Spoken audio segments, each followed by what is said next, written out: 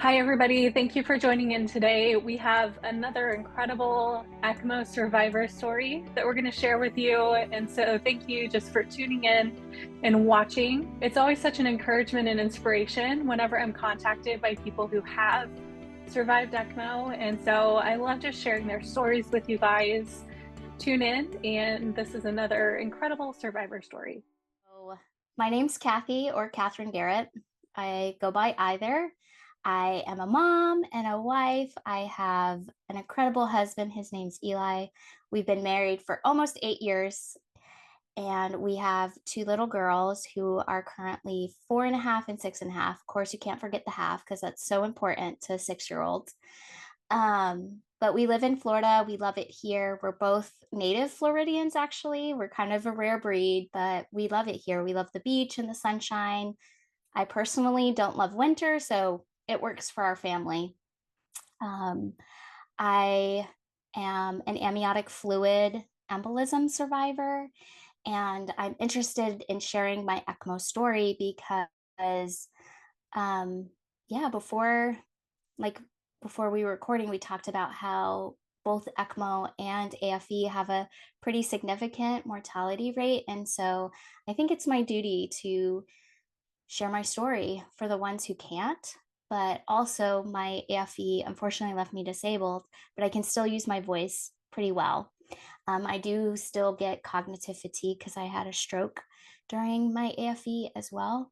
So that can be challenging to deal with, but I feel like I can use my voice in short bursts to, hopefully make an impact on this world.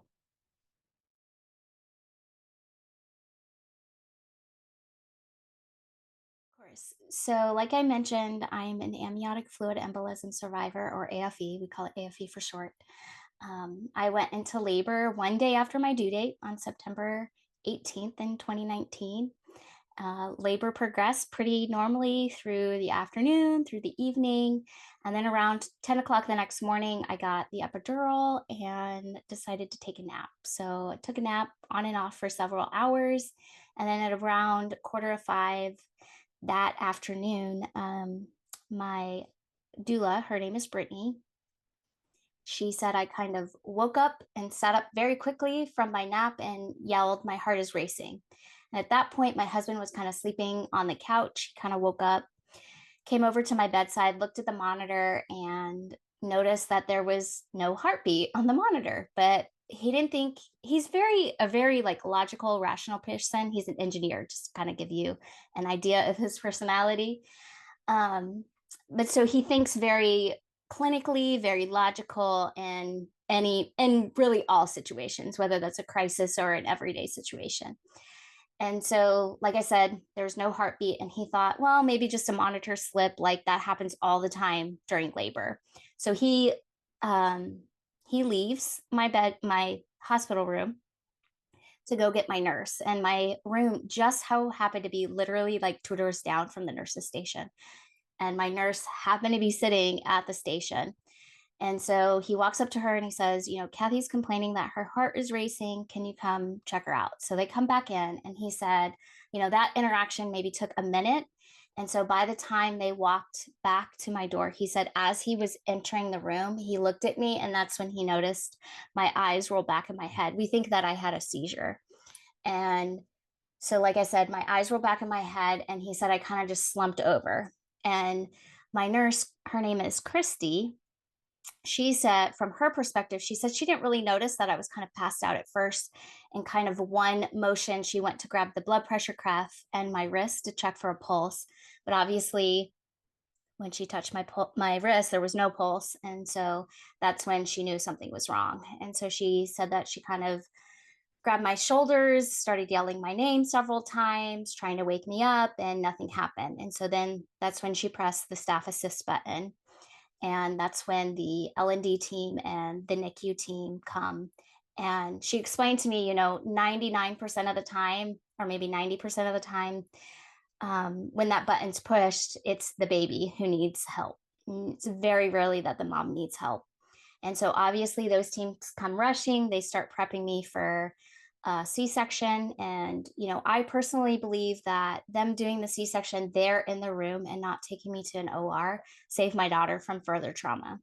My daughter did have to be resuscitated, and she sustained a small laceration on her shoulder that had obviously had to be addressed, but she's bounced back incredibly well. Like, she has no long-term deficits, no long-term disability, anything.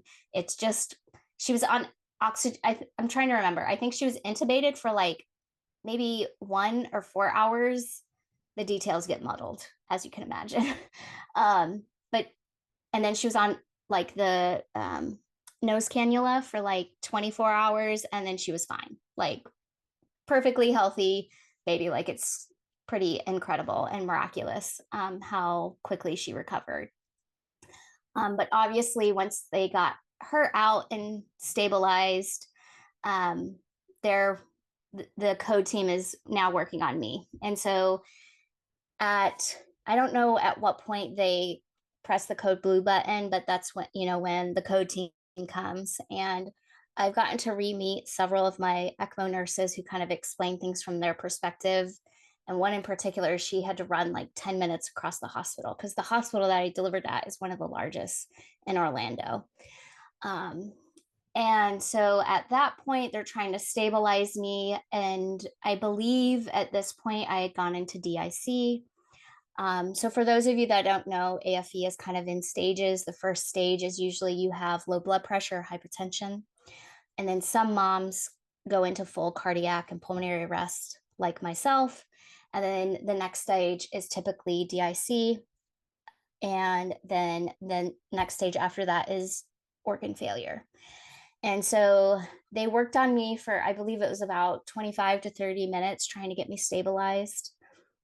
And in that time, apparently I coded several times.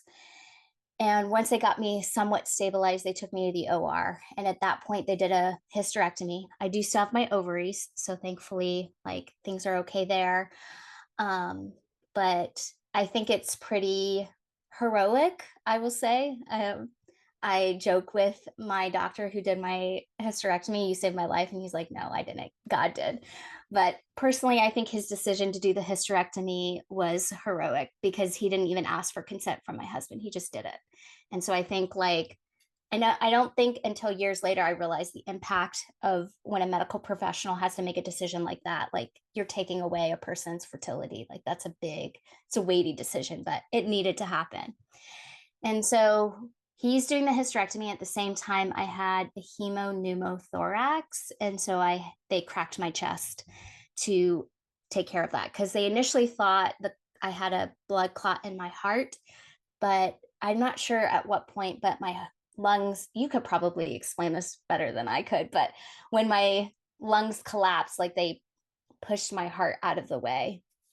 And so thankfully, the clot was not in my heart, it was actually in my lungs. And so they took care of that.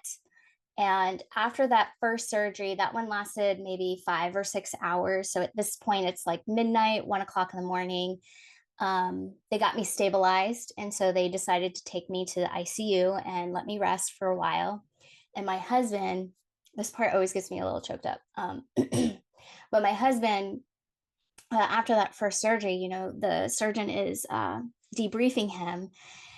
And the surgeon says, "Well, at least we didn't have to put her on ECMO." And so my husband's like, "Okay, well, would that be the next step?" Like, my husband's very forward thinking. He likes to know what's going to happen, or what a tentative plan could be, so to speak.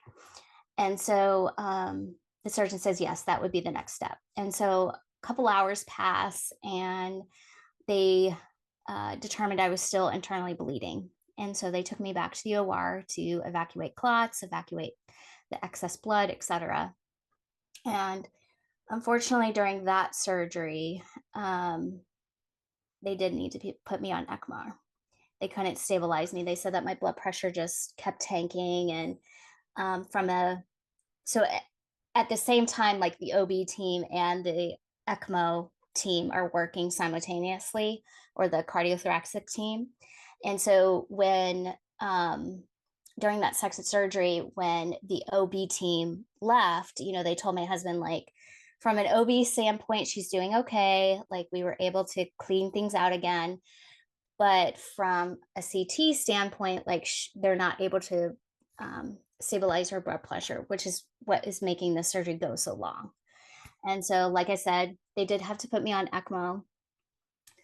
And when the surgeon came to debrief my husband again, my husband said, well, last time you said at least we didn't have to put her on ECMO. What's the next step? And my surgeon said, unfortunately, that's all we can do for her. It's up to her now. And it's up to her to fight and, do everything she can to fight. And so obviously at this point, I go back to the ICU to rest. And we had a pretty, I'll say ordinary. There's no ordinary days in the hospital, but I'll say pretty uneventful days. Like things were pretty stable for a couple of days. But my husband said, actually, I think it was that day 3 that they thought that's when they noticed the symptoms of the stroke. Like I wasn't able to move the right side of my body. But then day 2 or 3, I think it was 3, my husband said, I just kind of had a look in my eye. Like I just wanted to give up. Like I just wanted to die. Because obviously, as you can imagine, like I have no memory of this, but I'm still tired. Like I'm in pain. I'm sedated from some of the meds, but then too, my husband said at some points they weren't giving me meds because of the stroke. And so they didn't, I don't know all the ins and outs of that, but at some point, like apparently my body just put itself into the coma. But like I said, at some point I just wanted to give up. And so that's when my husband very smartly brought my daughter in to meet me. And there were a lot of talks of, for your listeners, if they're a parent, they know how important skin to skin is for the mother baby bond. And so they were trying to decide, do we let, my daughter's name's Chloe, do we let Chloe like do skin to skin with me, or do we leave her in an incubator? Because I had my chest at that point was still open. And then 2, I'd caught a cold, and colds can be dangerous for newborns. And so ultimately they decided to leave her in the incubator, which is hard. Like looking at the pictures, it's hard that like I couldn't touch her or even look at her or, just hold her. But at the same time, my husband said, when he told me she's in the room, he said, I really tried hard to open my eyes to even at least acknowledge I understood that she was in the room. So I like to say that her love is the one her love saved me, because at that point is when things started to improve. And I think it just gave me an extra ounce, even if it was just only like a half an ounce to fight. It really just gave me that extra push to fight, to be a mom. And so the next day they were going to try to take me off ECMO, but they saw that my chest was still bleeding somewhere. And so they delayed the surgery. And so I think it was day 5 is when I was scheduled to get off of ECMO. And then they had it's scheduled with one surgeon, but my cardiothoracic surgeon called my husband and said, we have this other time slot that we could do the surgery. And if it were my wife on the OR table, I would want this surgeon doing the surgery. And personally, I believe that was like the Lord's hand in it, because at some point during all of that movement of surgeries, I had developed a massive clot in my abdomen. And so it blocked blood flow to the lower half of my body. And so I do still have damage to one of my kidneys and my right leg. But moving that surgery up 4 hours, they found that clot sooner. And because at one point they were talking about a double leg amputation and a kidney transplant. And my husband was like, dear Lord, do not amputate her legs. Like, she's a horseback rider. She would be, anyone who gets an amputation is, it's a very shocking thing. But thankfully, I still have my legs. I still have my kidneys. But yeah, so day 5, I came off ECMO, and then, like I said, had another pretty quote unquote uneventful days for a couple of days. And I woke up on day, I think it was 9. So my daughter was born September 19th and I woke up September 28th is the day that's the first day that like I have vivid memories. And so I like to count that as my survivorversary. We celebrate every year, even if it's just with a cupcake to acknowledge like what our family's been through and how far I've come. And yeah, we're just really blessed to still be here. Wow, thank you for sharing. So, something that we always kind of wonder as clinicians, can you share some of your first memories with us?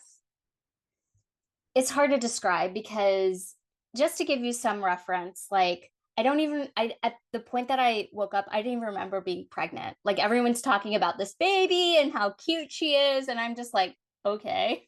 I have no idea what's going on.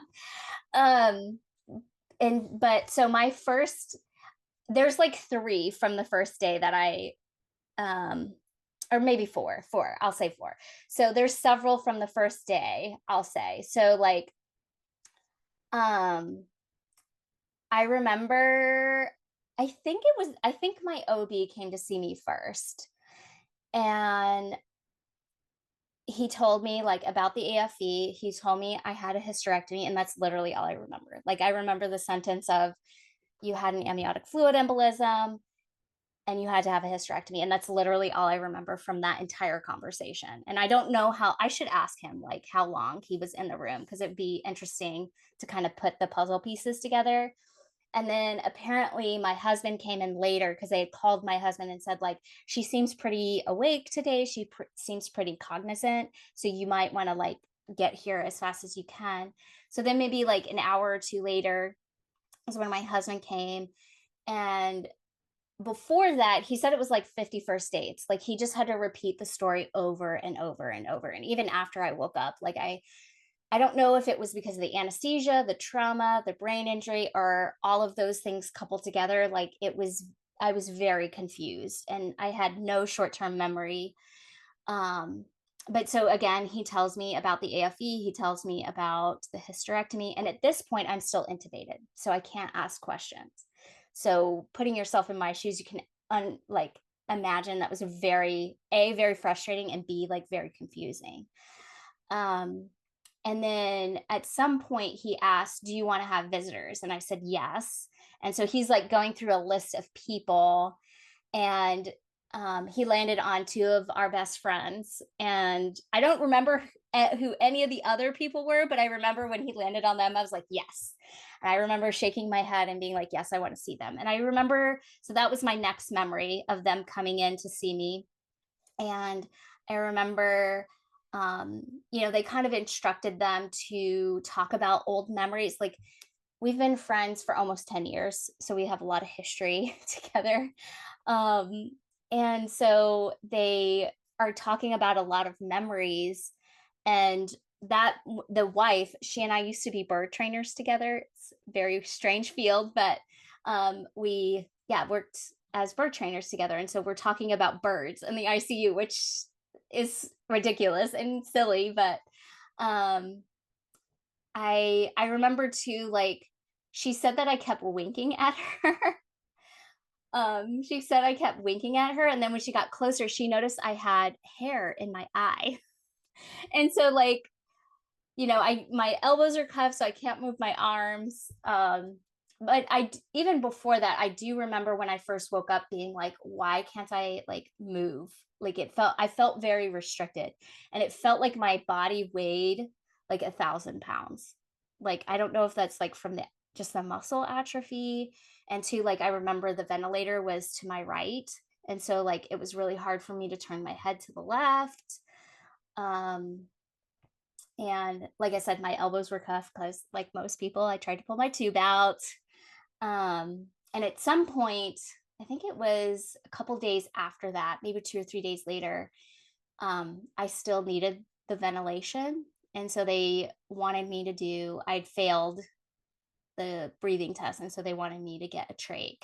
And I remember just crying because I didn't want another surgery, especially like such a visible scar, which is kind of silly because unless I'm wearing like a high t-shirt, you can obviously see my sternum scar. Like it's a moot point now, but at the time, I don't know.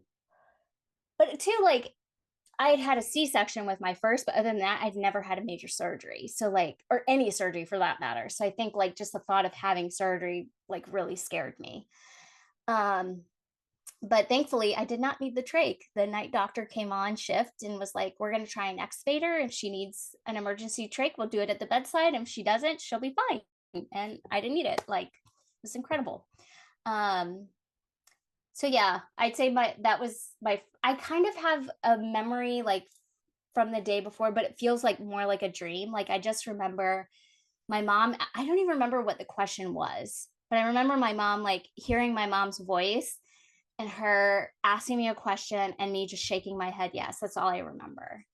Um, but like I said, it feels like a dream. It doesn't really feel like the other memories. Like I remember seeing it like with my eyes and actually remember if that makes sense.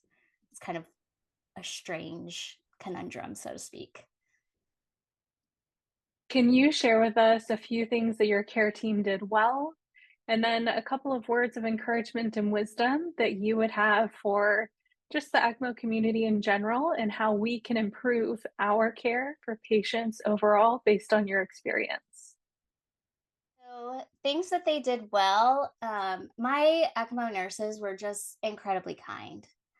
Like, and there were some that I got along with a little better than others, just difference of personalities. But one in particular, I had to do the swallow test, and I did okay with food, but thin liquids like water, I aspirated. And so I had to have nectar thick liquids. So awful. Um, but so I remember we came back from the swallow test, and at that point, they'd been letting me have ice chips already and like very small sips of water.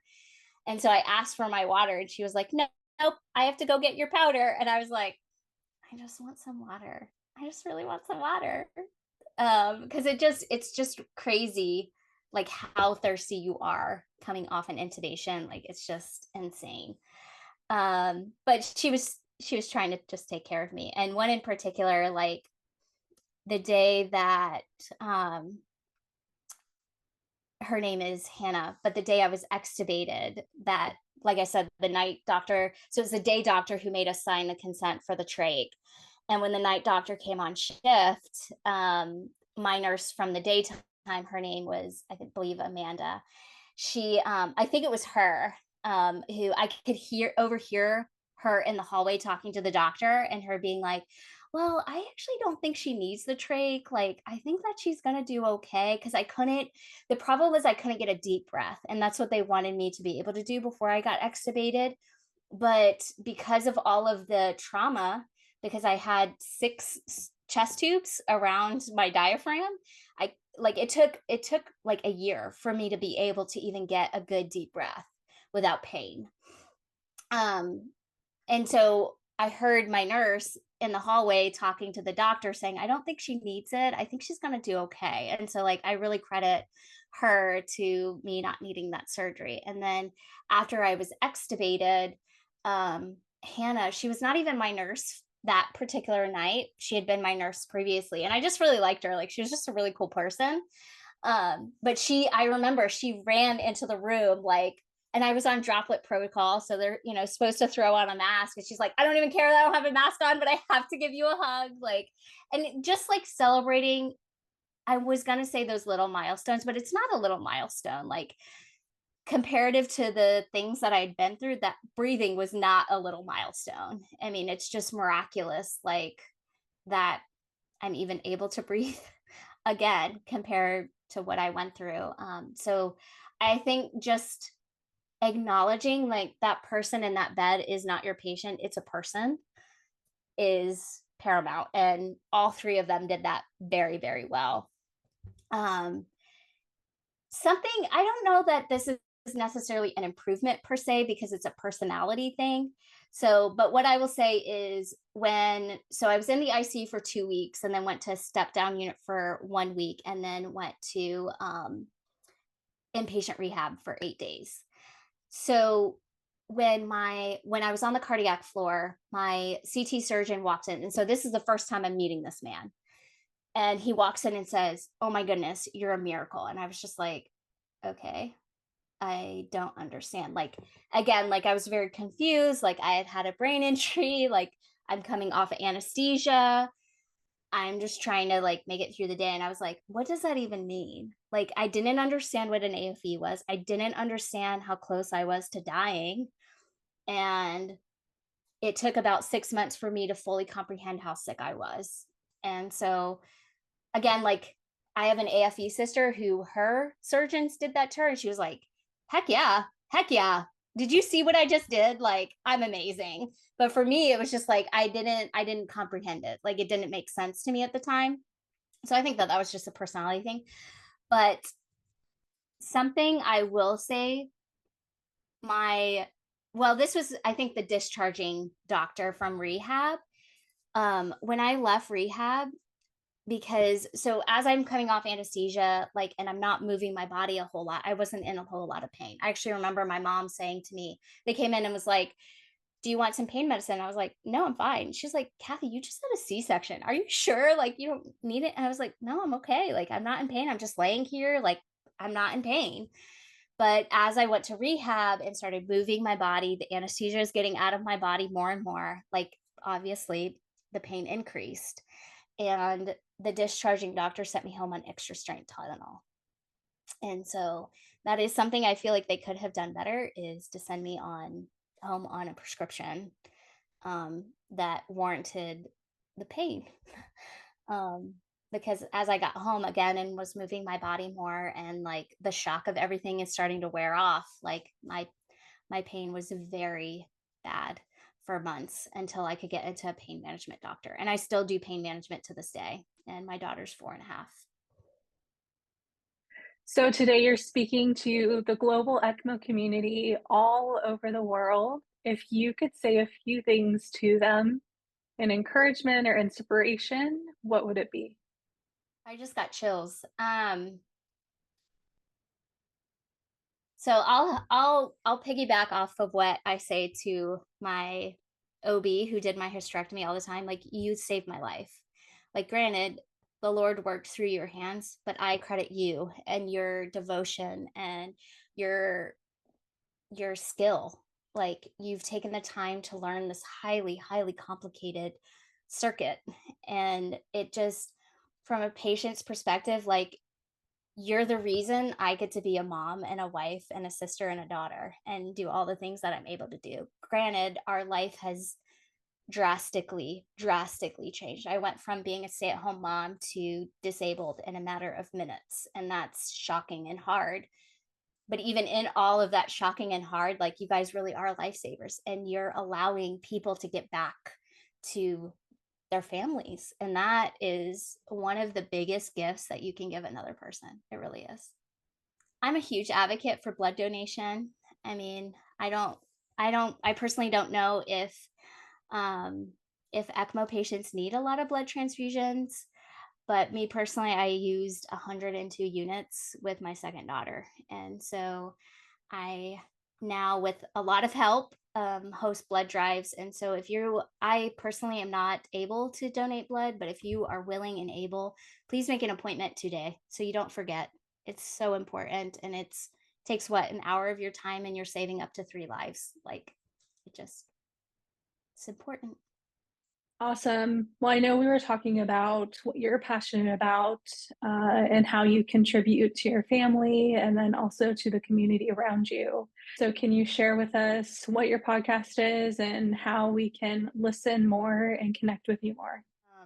So, my podcast is called Birth Trauma Stories. I created it because our life is so different now, and I needed I've always been kind of a creative person, and so I needed a creative outlet to work within my limitations now. So, like, I can't take care of my children full time anymore, unfortunately, but I can again, use my voice and give other people a platform to share their stories, because a lot of times in the perinatal world, like, you hear about the beautiful birth stories, and they're beautiful. All births are miraculous, like, and there's beauty in many of them. But for the ones that don't go to plan, even if it's something quote unquote as simple as postpartum depression, and I say quote unquote because postpartum depression is still hard. I wanted to give a space for people to just process and hear other stories where they are not, to know that they are not alone. Because I know after my AFE, I had never heard of an AFE, and it took months before I even found the AFE Foundation. And so connecting with other, not only AFE survivors, but even where there's a subset of us who unfortunately had strokes as well. And so that brings a whole massive layer of recovery, of I don't know how to say it, like cognitive challenges that we cope with every single day, really every minute of every day. And so I think having a community of people to say, like, oh, you too, me too, like, it's really, really important. It is on Spotify and Apple Podcasts, and I have a website, www.birthtraumastories.com, and then I'm on Instagram, Facebook, Threads, and YouTube. All the handles, all birth trauma stories, all the same birth trauma stories. Thank you again for like having this platform. I think raising AFE awareness. AFE is incredibly rare, so it's nice to have a platform to be able to raise some awareness about AFE, one of the lesser known perinatal complications that can happen. So. Well, thank you once again, everybody, for joining in and taking some time out of your schedule to listen and watch. This has been an incredible ECMO survivor story, and I can't wait to share more with you as they come in. Feel free to check out our resources and connect further in the future.